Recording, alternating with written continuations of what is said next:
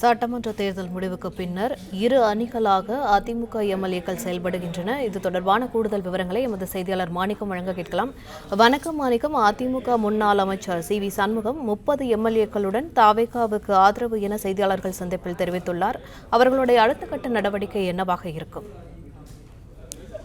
ஒவ்வொரு தேர்தல் முடிவுகளுக்கு பிறகும் அதிமுக வெற்றி பெறுகிறதோ தோல்வி அடைகிறதோ, ஆனால் அதற்குள்ளாக உட்கட்சி பூசல் எழுவது என்பது வாடிக்கையாகிவிட்டது. அதிலும் குறிப்பாக அதிமுகவுடைய பொதுச்செயலாளராக இருந்த முன்னாள் முதலமைச்சர் ஜெயலலிதா அம்மையாருடைய மறைவுக்கு பிறகு அதிமுகவுக்குள் கலகம் வெடிப்பது தொடர்கதையாக இருக்கக்கூடிய சூழலில் ஒவ்வொரு தேர்தலுக்கு பிறகும் அது வெடித்து வருகிறது. இந்த சட்டமன்ற தேர்தலில் அதிமுக எதிர்க்கட்சி என்ற பிரதான எதிர்க்கட்சி என்ற அந்தஸ்தை இழந்து அவர்கள் 3வது இடத்திற்கு தள்ளப்பட்டிருக்கிறார்கள். இந்த சூழல்ல இந்த கூட்டணி தேசிய ஜனநாயக கூட்டணி என்ற வடிவில் தேர்தலை சந்தித்திருந்தார்கள். இந்த தேர்தலுடைய தோல்விக்கு பிறகு அதிமுகவுடைய பொதுச் செயலாளர் எடப்பாடி பழனிசாமி தலைமையிலான ஒரு தரப்பினரும், அதே போன்று அதிமுக முன்னாள் அமைச்சர்கள் சேர்ந்து ஒரு தரப்பினரும் என C V. Shanmugam, C. Vijayabaskar, M. R. Vijayabaskar, S P. Velumani உள்ளிட்ட முன்னாள் அமைச்சர்கள் தரப்புல ஒரு தரப்பு என செயல்படக்கூடியதை பார்க்க முடிகிறது. இந்த தரப்புல பெரும்பான்மை இருப்பதாக சொல்லப்படுது. அதாவது பொதுச் செயலாளருக்கு எதிராக அமைந்திருக்கக்கூடிய முன்னாள் அமைச்சர்களுடைய தரப்புக்கு தற்போது அதிமுக 47 சட்டமன்ற உறுப்பினர்ல அதிக பெரும்பான்மையான எண்ணிக்கை முன்னாள் அமைச்சர்கள் தரப்புக்கு தான் இருக்கிறது என்பதை அவர்கள் குறிப்பிடுகிறார்கள். மேலும் அந்த பெரும்பான்மை எண்ணிக்கை இருக்கக்கூடிய அதிமுக சட்டமன்ற உறுப்பினர்கள் தமிழக வெற்றி கழகத்திற்கு தங்களுடைய ஆதரவு வழங்குவது என்ற நிலைப்பாட்டை எடுத்திருப்பதாகவும் தெரிவித்திருக்கிறார்கள். தமிழ்நாட்டு மக்கள் இந்த தேர்தலில் வழங்கியிருக்கக்கூடிய இந்த முடிவை தலை வணங்கி அதிமுகவினர் ஏற்றுக்கொள்வதாகவும், அதே நேரத்தில் இந்த தோல்விக்கான காரணம் என்ன, தொடர்ந்து அதிமுக எடப்பாடி பழனிசாமியுடைய தலைமையில தோல்வி சதித்தரக்கூடிய நிலையில் அதிமுகவுடைய தோல்விக்கான காரணங்கள் குறித்து ஆராய்வது மட்டுமின்றி அதிமுகவுக்கு புத்துரை வழங்க வேண்டிய தேவை எழுந்திருக்கிறது. எனவே அதிமுக தொடர்ந்து பயணிப்பது உறுதி செய்ய வேண்டும். அதே நேரத்தில் அதிமுக வலுவுடன் இருப்பதை உறுதி செய்ய வேண்டும். அதனால் அதிமுகவுடைய பொதுச் செயலாளர் விரைவில் பொதுக்குழுவை கூட்ட வேண்டும், ஆரோக்கியமான விவாதங்கள் நடைபெற வேண்டும் என அதிமுகவினுடைய அமைச்சர்கள், முன்னாள் அமைச்சர்கள் தரப்பு கோரிக்கையை முன்வைத்திருக்கிறார்கள். மேலும் அவருடைய நிலைப்பாடு தமிழக வெற்றி கழகத்திற்கு ஆதரவு என்ற நிலைப்பாட்டுக்கு எடுத்திருக்கிறார்கள். மேலும் இவர்கள் சொல்லக்கூடிய காரணம் தோல்வியாக இருக்கக்கூடிய சூழலில் மற்றொரு காரணத்தை அவர்கள் முன்வைக்கிறார்கள். அதுவும் அரசியல் களத்தையே புரட்டி போடும் அளவுக்கான ஒரு தகவல் கடந்த சில நாட்கள் முன்பாக வெளியாகிறது. அது அதிமுக திமுக கூட்டணி என்ற தகவல். அந்த தகவலை தற்பொழுது அதிமுகவுடைய மற்றொரு தரப்பாக இருக்கக்கூடிய முன்னாள் அமைச்சர்கள் தரப்பு தற்பொழுது வெளிப்படுத்தியிருக்கிறார்கள். முன்னாள் அமைச்சர் சி.வி. சண்முகம் செய்தியாளர் சந்தித்த போது அதிமுக பொதுச் செயலர் எடப்பாடி பழனிசாமி அவர்கள் அதிமுகவுடைய வெற்றி பெற்றக்கூடிய 47 சட்டமன்ற உறுப்பினர்களையும் அழைத்து பேசும் பொழுது திமுகவுடைய ஆதரவில் அதிமுக ஆட்சி அமைப்பதற்கு தாங்கள் அனைவரும் ஒத்துழைக்க வேண்டும், நான் முதலமைச்சர் ஆகிறேன் என்று அவர் எங்களிடம் பேசினார் என்று சி.வி. சண்முகம் அவர்கள் தெரிவித்ததை பார்த்திருந்தோம். அந்த அளவுக்கு ஒரு முடிவை அவர் எட்டிருக்கக்கூடிய சூழல்ல அதிமுகவும் திமுகவும் தலைமுறையாக ஒருவரை எதிர்த்து 2 தலைமுறைக்கு மேலாக தேர்தல் அரசியலில் களம் கண்டிருக்கக்கூடிய சூழல்ல அதிமுக திமுகவுடைய ஆதரவுல ஆட்சி அமைக்கிறது என்பது அதிமுகவினுடைய ஒட்டுமொத்த அழிவுக்கு வழிவகுக்கும் என்பதால் அதனை நாங்கள் ஏற்றுக்கொள்ளவில்லை. எனவே அதிலிருந்து நாங்கள் முரண்பட்டு வெளிவருகிறோம். மேலும் தமிழக மக்கள் கொடுத்திருக்கக்கூடிய இந்த முடிவை நாங்கள் முழு மனதோடு ஏற்றுக்கொள்கிறோம் என்று தெரிவித்திருக்கிறார். அதுவும் தலைவணங்கி ஏற்றுக்கொள்ள இந்த தீர்ப்பை அடுத்து எங்களுடைய ஆதரவு நிலைப்பாட்டை எங்களுக்கு சட்டமன்ற பெரும்பான்மையான சட்டமன்ற உறுப்பினர்கள் கூடி எடுத்திருக்கக்கூடிய அந்த ஆலோசனையில 2 முக்கியமான தீர்மானங்கள் நிறைவேற்றப்பட்டதாக தெரிவித்தார். ஒன்று, அதிமுகவுடைய பெரும்பான்மையான சட்டமன்ற உறுப்பினர்கள் கூடி நடத்தப்பட்ட ஆலோசனை கூட்டமாக சி.வி. சண்முகம் அவர்கள் சொல்லக்கூடிய அந்த கூட்டத்தில் எஸ்.பி. வேலுமணி அவர்களை அதிமுகவினுடைய சட்டமன்ற குழு தலைவராகவும், சி.வி. சண்முகம் அதே போன்று சி. விஜயபாஸ்கர் அவர்களை அதிமுகவுடைய சட்டமன்ற குழு கொறடாவாகவும் அதிமுகவுடைய பெரும்பான்மையான சட்டமன்ற உறுப்பினர்கள் தேர்ந்தெடுத்திருப்பதாகவும், அந்த கடிதத்தை முறைப்படி தற்காலிக சபாநாயகர் கருப்பையாவிடம் வழங்கியிருப்பதாகவும் சி.வி. சண்முகம் அவர்கள் தெரிவித்ததை நாம் பார்த்தோம். அதே போல மற்றொரு முக்கியமான முடிவாக தமிழக மக்கள் கொடுத்திருக்கக்கூடிய இந்த தீர்ப்பை ஏற்று தமிழ்நாட்டினுடைய தற்பொழுது பெரும்பான்மையாக இருக்கக்கூடிய அதிமுகவுடைய இந்த முன்னாள் அமைச்சர்களுடைய தரப்பு விஜய் அவர்களுக்கு தங்களுடைய ஆதரவை வழங்குவது என்ற நிலைப்பாட்டை எடுத்திருப்பதாகவும் தெரிவித்திருக்கிறார். இந்த 2 முடிவுகளும் அந்த எம்எல்ஏக்கள் கூட்டத்தில் எடுக்கப்பட்ட முடிவாக அவர் தெரிவித்திருக்கிறார். இன்றைய தினம் தமிழ்நாடு சட்டப்பேரவையில சபாநாயகருக்கான தேர்தல் நடைபெறுகிறது.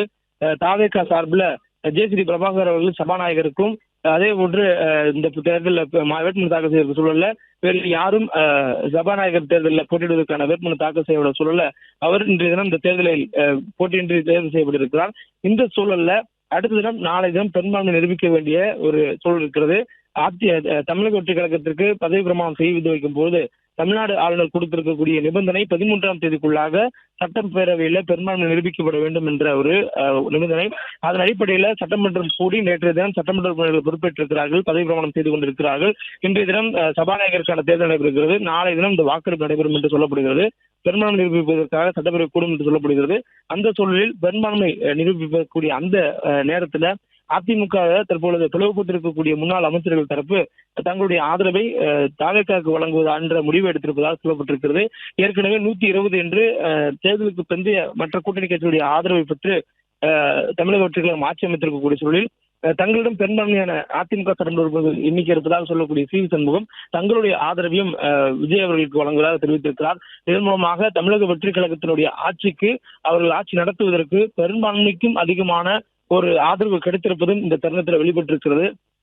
மேலும் விஜய் அவர்கள் முதலமைச்சர் ஆக வேண்டும் என்று மக்கள் விரும்பியிருக்கக்கூடியதை ஏற்றுக்கொள்கிறோம். அவருக்கான அந்த மக்கள் கொடுத்த தீர்ப்பை தலைவணங்கி இருக்கிறோம். அதே நேரத்தில் அதிமுக தொடர் தோல்விகளை சந்தித்து வருகிறது. 2019 தேர்தலில் தோல்வி பெற்றிருக்கிறோம், 2021 தேர்தலில் தோல்வி பெற்றிருக்கிறோம், 2024 தோல்வி பெற்றிருக்கிறோம். அதே போன்று 2026 தற்போது நடைபெற்ற தேர்தலில் வெற்றி வாய்ப்பையே இழந்திருக்கிறோம். இந்த தேர்தலில் வெற்றி பெற்றிருக்க வேண்டிய தேர்தல் என அதிமுக முன்னாள் அமைச்சர் எஸ் பி வேலுமணி அவர்களும் இந்த செய்தியாளர் சந்திப்பில் தெரிவித்ததை பார்த்திருந்தோம். அதிமுக பிளவுபடவில்லை, நாங்கள் ஒன்றாகத்தான் இருக்கிறோம். எந்த சூழலிலும் அதிமுகவை பிளக்க வேண்டிய எண்ணம் செயல் எங்களிடம் இல்லை. நாங்கள் எங்களுடைய தோல்விகளுக்கான காரணத்தை அறிந்து எங்களுக்குள்ளான ஒரு புரிதலை ஏற்பட்டு நாங்கள் ஒரு புத்துயிர் பெறுவதற்கான மாற்றத்தை நோக்கி பயணிக்கிறோம். அதற்காகத்தான் இந்த செயல்பாடை தவிர நாங்கள் அதிமுகவை பிளக்கவில்லை என்பதும் அவர் தெரிவித்திருந்த செய்தியாளர் சந்திப்பில் பார்த்தோம். இதுபோல் அதிமுகவினர் தங்களுக்குள்ளாக இருக்கக்கூடிய அந்த பிரச்சனைகளை தற்பொழுது பொதுவெளிக்கு கொண்டு வந்திருக்கிறார்கள். பொதுவெளியில் அவர்களுடைய பிரச்சனைக்கான காரணங்களை நியாயப்படுத்தியிருக்கிறார்கள். அந்த நியாயத்தை அதிமுக தொண்டர்களும் நிர்வாகிகளும் ஏற்றுக்கொள்கிறார்கள் என்பதை பொதுக்குழுவில் தெரிவிக்க வேண்டும். அதற்காக பொதுக்குழு கூட்ட வேண்டும். பொதுக்குழுவில் ஆரோக்கியமான விவாதத்தின் மூலமாக தலைமை ஒரு முடிவெடுக்க வேண்டும் என்ற ஒரு கோரிக்கையும் தற்பொழுது பிளவுபட்டிருக்கக்கூடிய மற்றொரு தரப்பினர் முன்னாள் அமைச்சர்கள் தரப்பினர் சொல்லக்கூடியதும் பார்க்க முடியுது. இவ்வாறாக அதிமுக ஒவ்வொரு தேர்தலிலும் ஒவ்வொரு உட்கட்சி பூசலை வெவ்வேறு வடிவில் கொண்டு வந்திருக்கக்கூடிய சூழலில் தற்பொழுது அக்கட்சியுடைய பொதுச் செயலாளராக இருக்கக்கூடிய எடப்பாடி பழனிசாமிக்கு எதிராக மற்றொரு பிரிவினர் செயல்படக்கூடியதையும் பார்க்க முடிகிறது. சட்டமன்ற குழு தலைவராக அதிமுக பொதுச் செயலர் எடப்பாடி பழனிசாமியை ஆதரித்து ஒரு தரப்பினர் தற்காலிக சபாநாயகர் கருப்பையாடம் வழங்கியிருக்கக்கூடிய சூழல்ல தங்களுடைய ஆதரவுகளை வழங்கியிருக்கக்கூடிய சூழல்ல மற்ற அதே நாள்ல நேற்று தினமே அதனைத் தொடர்ந்து சி வி சண்முகம் அவர்கள் தலைமையில் இயங்கக்கூடிய அதிமுக சட்டமன்ற உறுப்பினர்கள் தங்களுடைய ஆதரவு நிலைப்பாட்டை ஒரு கடிதமாக எழுதி அதில் எஸ் பி வேலுமணி அவர்களை அதிமுக சட்டமன்ற குழு தலைவராக தேர்ந்தெடுத்திருப்பதை நாம் பார்க்கிறோம்.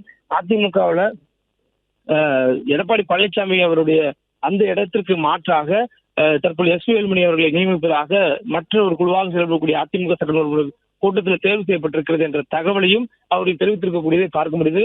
இவ்வாறாக அதிமுகவினுடைய சட்டமன்ற குழு உறுப்பினர்கள் எண்ணிக்கை 47 இருக்கக்கூடிய சூழலில் பெரும்பான்மையாக எண்ணிக்கை தங்களிடம் இருக்கிறது என்று சொல்லும் சி வி சண்முகம் தரப்பினர் தங்களுடைய பெரும்பான்மை எண் எவ்வளவு என்ற அந்த விவரங்களை இதுவரையிலும் தெரிவிக்கவில்லை. எண்ணினுடைய விவரங்களை சொல்லவில்லை. அதிலும் குறிப்பாக நேற்றைய தினம் சொல்லும் பொழுது தங்களுக்கு 30க்கும் மேற்பட்ட சட்டமன்றங்களுடைய ஆதரவு இருப்பதாக சி வி சண்முகம் தெரிவித்திருந்தார். ஆனால் அந்த எண்ணிக்கை விவரங்களை யார் யார் என்ற ஒரு பட்டியலோ அல்லது யார் யார் என்ற பெயரோ சொல்லவில்லை. ஒருமுறை இந்த கூட்டத்தில் இருக்கக்கூடிய மறுமுறை பொதுச் செயலாளர் கூட்டத்தில் இருக்கிறார், ஒருமுறை பொதுச் செயலாளர் கூட்டத்தில் இருக்கக்கூடியவர் மறுமுறை சி வி சண்முகம் கூட்டத்தில் இருக்கிறார். அவ்வாறாக பார்க்கும் பொழுது நேற்றைய தினம் அதிமுக பொதுச் எடப்பாடி பழனிசாமிக்கு ஆதரவாக துணை தற்காலிக சபாநாயகர் கருப்பையா சந்தித்து ஆதரவு கடிதத்தை வழங்கிய மதுராந்தகம் சட்டமன்ற உறுப்பினர் மரகதம் குமரவேல் இன்றைய தினம் காலையிலேயே அதிமுக முன்னாள் அமைச்சர் சி வி சண்முகத்துடைய அலுவலகத்தில் வந்திருக்கிறார். அவர் நிலைப்பாட்டில் மாற்றமா, ஏன் என்ன மாற்றம் என்ற கேள்வியை முன்வைத்த போது அவர் தற்போதைய நிலைப்பாடு என்ன எடுத்திருக்கிறானோ அதிலே தான் உறுதியாக இருக்கிறேன் என்று அவர் முன்னாள் அமைச்சர்களுடைய தரப்பிலே தன்னை இணைத்துக் கொண்டதாகவே அவர் தெரிவித்திருக்கக்கூடிய நாம் பார்க்கிறோம். இவ்வாறாக ஒரு கூட்டத்திலிருந்து மற்றொரு கூட்டத்துக்கு என்று பொதுச் செயலாளர் தரப்புக்கும் முன்னாள் அமைச்சர் தரப்புக்கும் மாறக்கூடிய அந்த கருத்துக்களையும் அந்த நிறைவையும் நம்மால் பார்க்க முடிகிறது. இவ்வாறு அதிமுக சந்தித்து இருக்கக்கூடிய உட்கட்சி பிரச்சனைகளில் இந்த பிரச்சனை என்பது புதுவிதமான இந்த தேர்தலுக்கு புதுவிதமான ஒரு உட்கட்சி பிரச்சனையாக அதிமுகவுக்கு ஏற்பட்டிருக்கிறது. அதிமுகவுடைய தலைமைகள் மாறும் பொழுது இது போன்ற ஒரு பிரச்சனைகள் ஏற்படுவதை நம்ம பார்த்திருக்கிறோம். அதுவும் குறிப்பா 1991 அதிமுகவுடைய வெற்றி ஒரு அபரிவிதமான வெற்றியாக இருந்தாலும் அதற்கு முன்பாக அதனுடைய நிறுவனராக இருந்து தமிழகத்துல தான் போட்டியிட்ட முதல் தேர்தலிலே வெற்றி பெற்று அதனை தொடர்ந்து தான் சாகும் வரையிலும் முதலமைச்சராக இருந்த எம் ஜி ராமச்சந்திரன் அவர்கள் மறைவுக்கு பிறகு அவருடைய மனைவி ஜானகி அம்மா தலைமையில ஒரு அதிமுக அணியினரும் அதே போன்று முன்னாள் முதலமைச்சர் ஜெயலலிதா அம்மையார் தலைமையில ஒரு அணியினரும் என அதிமுக இரண்டாக பிரிந்து செயல்பட்டிருந்தனர். அதற்கு பிறகு அதிமுகவினர் ஒன்று பிளவுபட்டு அந்த தலைமைக்கான பிளவு வந்த சூழல்ல அதிமுக ஒன்று சேர்ந்து முன்னாள் முதலமைச்சர் அம்மையார் ஜெயலலிதா தலைமையில ஓரணியாக திரண்டனர். பிளே ஸ்டோர் மற்றும் ஆப் ஸ்டோரில் இருந்து பாலிமர் செயலியை QR கோடு மூலம் பதிவிறக்கம் செய்யுங்கள். செய்திகளை உடனுக்குடன் பெறுங்கள்.